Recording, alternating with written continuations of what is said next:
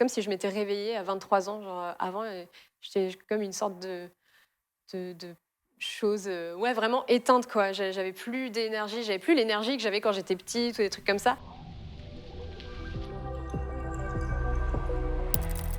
On va s'intéresser à des personnes qui ont un jour fait une petite action qui a permis de trouver des réponses dans leur quête de sens et dans leur quête de soi.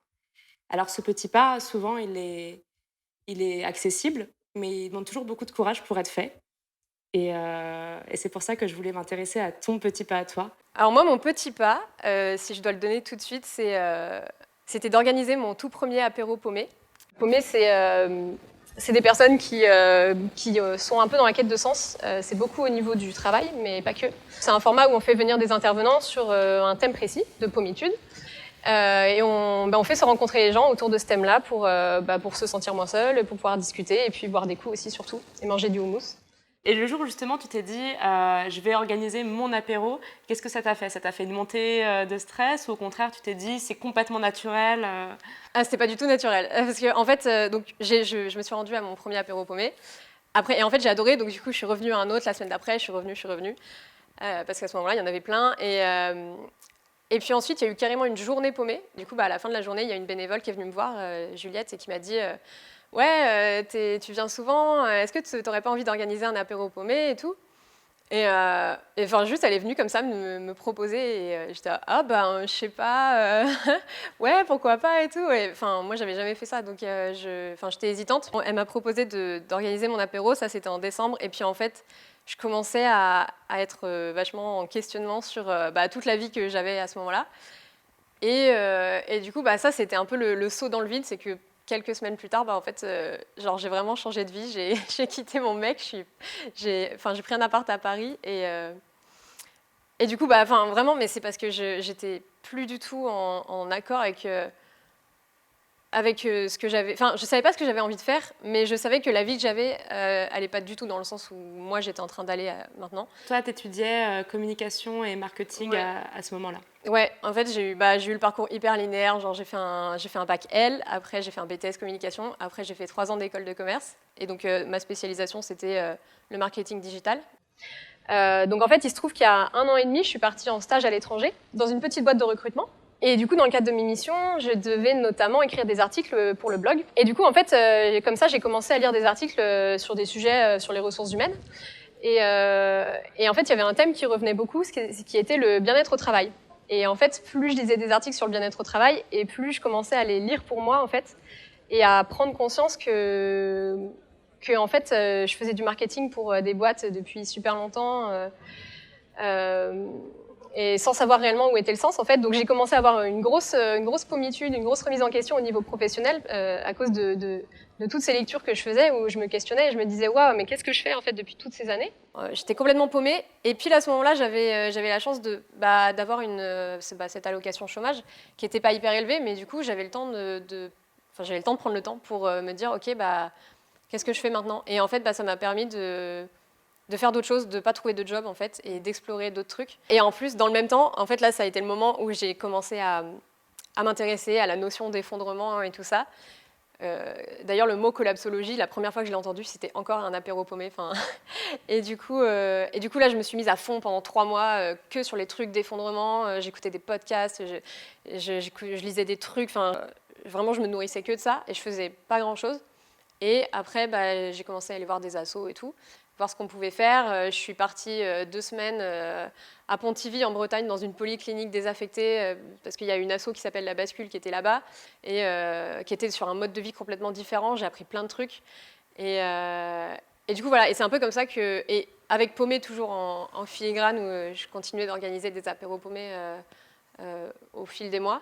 Tu t'es aussi autorisée à t'exprimer, Ouais. à dire ce que tu pensais, Mais à ouais. débattre. Ouais. Mais ça fait vraiment partie du truc, parce que... Enfin, je veux dire, le monde d'après, et puis tous les milieux écolos, tout ça, c'est quand même Est-ce que tu peux définir juste le monde d'après, ce que c'est pour toi? En fait, déjà, pour moi, pour dire le monde d'après, pour moi, il existe déjà, il est déjà en train d'être construit. Ça fait vraiment genre monde d'après. En fait, je pense que la formule est pas très bonne, parce que monde d'après, ça fait vraiment genre il est pas encore là.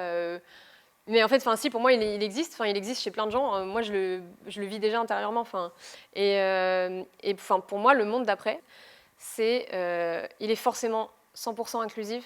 Enfin, il n'y a plus de système d'oppression, de domination, patriarcat dégagé. Enfin, tous les systèmes d'oppression qui existent, en fait. Donc, chacun a sa place, chacun. Et c'est vraiment, en fait, c'est égalité, quoi. Mais égalité, genre, pas liberté, égalité, fraternité, comme on l'a aujourd'hui. Enfin, c'est faux. Genre, dans les faits, il n'y a pas d'égalité. Et là, pour moi, le monde d'après, c'est. Je parle encore d'un idéal, hein, mais pour moi, il n'y a plus de riches, plus de pauvres. J'ai envie de parler des rêves que tu pouvais avoir avant. Je sais pas, par exemple, les rêves que tu avais quand tu étais étudiante et les rêves que tu as aujourd'hui. Je sais pas si c'était des rêves parce que je pense que c'était quand même un peu flou quand j'étais étudiante. En fait, je me rends compte aujourd'hui que je m'étais persuadée que j'étais passionnée par la com et le marketing, enfin vraiment le marketing digital. C'était hyper intéressant, hein, mais franchement, quand je me revois de là où je suis aujourd'hui, je me dis putain, j'étais vraiment. Enfin, je m'étais persuadée que le marketing digital c'était ma passion et oui, c'était très intéressant, mais je veux dire bon, ça a ses limites quoi. Et aujourd'hui, bah. Enfin, en fait, je sais pas si j'ai des rêves. Enfin, moi, mon rêve, c'est ce que je disais tout à l'heure, c'est le monde d'après tel que je le vois moi. C'est un monde où tout le monde est égal. Bah si, c'est rêvé. Ouais, c'est ça. Si, c'est rêvé. Et en fait, c'est. D'ailleurs, bah, il y a le livre là que j'adore de Corinne Morel-Darleux qui s'appelle Plutôt couler en beauté que flotter sans grâce. Je l'ai fini hier. Ça faisait longtemps que je voulais le lire et en fait, ça c'est vraiment un livre à voir avec soi. Dedans, il y a des notions qui me sont hyper chères et il y a notamment la notion de comment ça s'appelle déjà? J'ai déjà oublié. Oui, voilà, de refus de parvenir. Le refus de parvenir, en fait, c'est le refus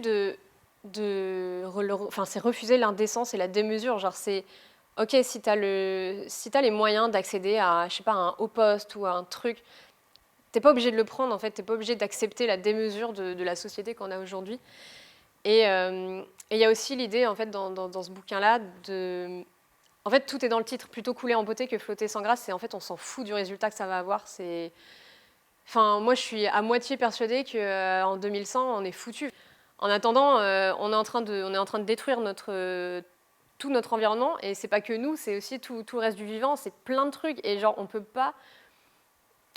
pas décemment. Enfin, on est obligé de lutter contre ça. Enfin, on peut pas. Moi, je peux pas faire autrement. Il y a la notion aussi de garder de la joie, peut-être. Ouais. Ah oui, il y a complètement ce bouquin. Il y a vachement de poésie dedans. Et d'ailleurs, c'est pour ça moi, je me suis rendu compte aussi. Je me suis vachement ouverte à la poésie, à l'art, enfin des trucs auxquels j'étais pas du tout ouverte avant, parce que il y a vachement besoin de beauté, quoi. Enfin, et on appelle souvent ça des nouveaux récits ou des imaginaires ou des trucs qui font rêver, quoi. Et c'est pas juste. Enfin, évidemment, si tu fais que du contre et si tu dis à tout le monde non, faut arrêter de prendre l'avion, non, enfin personne te suit, c'est trop déprimant, quoi. C'est des questions. Enfin, c'est des choses hyper dures.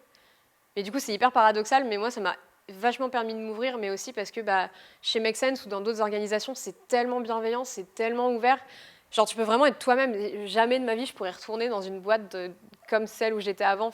Et en fait, j'ai réalisé vraiment que j'avais besoin de ces environnements-là, quoi. Genre, j'ai pu laisser sortir la vraie moi, alors qu'avant, j'aime bien me dire que je me suis un peu... C'est comme si je m'étais réveillée à 23 ans. Genre, avant, j'étais comme une sorte de chose ouais, vraiment éteinte, quoi. J'avais plus d'énergie, j'avais plus l'énergie que j'avais quand j'étais petite ou des trucs comme ça. Parce qu'en fait, c'est comme si c'était complètement anesthésié par le poids je sais pas, des conventions et tout. Et là, putain, je me sens tellement libérée de... Tu vois, déjà, enfin, moi, à un moment, comme plein de gens, j'ai été vraiment... je pensais que pour réussir et pour être heureux, fallait avoir un certain niveau de vie, un certain niveau de salaire. Genre vraiment, je le pensais, quoi. J'ai un objectif dans ma vie, c'était d'être bien payé, machin et tout, quoi. Et puis depuis que j'ai lâché ce truc de l'argent là, mais c'est ouf comment j'ai jamais été aussi. Enfin, je me suis jamais sentie aussi libre. Enfin voilà, d'en avoir rien à faire. Encore une fois, dans une certaine mesure, mais rien à faire de l'argent, de me dire. Juste nécessaire pour avoir un toit au-dessus de sa tête et manger. Ouais. Et du coup, ça m'a vachement ouverte aux autres, alors que avant, j'étais hyper timide, j'étais et timide et réservée et introvertie, c'est le thème de mon dernier apéro paumé. Introvertie, c'est pas pareil que la timidité, mais j'avais vraiment besoin de passer beaucoup de temps seule et tout. Enfin, moi, la solitude, ça me dérangeait pas. Et en fait, là, aujourd'hui, je me suis vachement ouverte aux autres, quoi. Vachement ouverte au collectif, alors que pendant des années, j'ai toujours pensé que j'étais un peu un peu asociale, quoi. Et que je savais pas faire avec les autres, en fait. Et maintenant, j'ai pas du tout peur d'aller vers quelqu'un, qui que ce soit, pour discuter de plein de trucs. Donc là, c'est pour ça que ce soir, on fait un apéro paumé dans mon introversion, parce que ça peut être, on peut aussi être paumé dans des sujets beaucoup plus intimes. Mais avant de rentrer dans le vif du sujet, on va faire ce qu'on appelle un icebreaker. Donc c'est un peu le truc qui peut être douté par les introvertis, parce qu'un icebreaker, le but, c'est de briser la glace entre les gens. Du coup, quand t'es introverti, c'est le moment où la pression elle monte et tu dis merde, je vais devoir parler à un inconnu. Je suis très stressée, c'est une vraie torture. J'ai réalisé qu'en fait, moi, mon moteur, c'est un peu mon premier critère dans tout ce que je fais, c'est juste les causes que je défends, en fait. Mon moteur, c'est les causes que je porte, et du coup, Et aujourd'hui, tu les portes à travers plusieurs mouvements. Ouais, on a co-construit un programme avec Make Sense, donc, qui s'appelle La Brèche. Et là, c'est plus sur les questions. Donc, il y a eu le Covid. Il y a eu plein de déclics chez plein de gens. Et on se pose des questions, on est paumé, mais maintenant, comment on fait pour faire advenir le monde d'après ? Concrètement, comment on fait, comment on agit ? Et donc, c'est un programme collectif où on se pose ces questions-là. Donc, sur 4 thématiques, il y a quitter la ville, donc un peu sur les modes d'habiter autrement, donc pas forcément dans les milieux urbains. Il y a résister en ville, pour ceux qui veulent lutter plutôt en ville. Il y a faire un job du monde d'après, et ça a beaucoup de succès, parce qu'il y a plein de gens qui se posent plein de questions, qui ont envie de se reconvertir. Voilà. Et il y a se déconstruire pour mieux bâtir, qui est... donc ça, c'est le programme sur lequel moi j'ai travaillé, que j'ai co-construit. Et où là, on se pose des questions sur les systèmes d'oppression, on se pose des questions sur la notion de privilège, sur la déconstruction. Et donc, on parle d'antiracisme, on parle d'écologie, on parle de féminisme, d'antivalidisme, de lutte des classes aussi, tous les systèmes d'oppression qui existent. Et donc ça, c'était récemment, là, c'était cet été qu'on a développé ça. Et du coup, là, je suis vraiment là-dedans. Et c'est super bien parce que moi, ça me permet de travailler sur... toutes les questions. Moi, en fait, j'arrive pas à hiérarchiser et tout est important pour moi. Et donc là, ça me permet d'aborder toutes les thématiques. En tout cas, merci 1000 fois pour ton témoignage. Merci Valence. Merci d'avoir essayé de synthétiser un peu ton expérience qui a commencé avec cet apéro.